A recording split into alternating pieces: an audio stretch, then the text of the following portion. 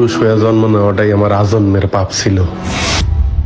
তবে এই দেশে আমার মতো পাপীর সংখ্যা হাজারে হাজারে, লাখে লাখে। এরা সবাই মানব সন্তান হয়ে জন্মাইছে ঠিকই, কেউ পুরুষ হয়ে উঠতে পারে নাই। আর পুরুষ হয়ে না ওঠার যন্ত্রণা যে কত কঠিন, কত ভয়াবহ, প্রতিনিয়ত হারে হারে টের পাই। কারণ পুরুষের সাফল্যের ভাগ সবাই নিল, ব্যর্থতার ভাগ তো কেউ নিতে চায় না। কারণ সবাই মনে করে পুরুষ জন্মগ্রহণ করছে পরিবারের অন্যান্য সদস্যদের চাহিদা মেটানোর জন্য। অনেকে ভুলেই যায় পুরুষ নামক মানুষটার মধ্যেও একটা মন আছে, একটা হৃদয় আছে, হৃৎপিণ্ড নামক একটা বস্তু আছে।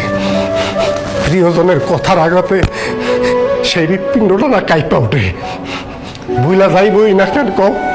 কারণ পুরুষ তো কখনো কারো প্রিয়জন হয়ে উঠতে পারে না। সব সময় পুরুষ প্রয়োজনই কাজে লাগে।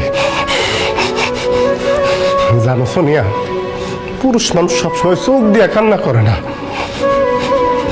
মুখ দিয়েও আর্তনাদ করে না। পুরুষের মন কান্দে, হৃদয় আর্তনাদ করে।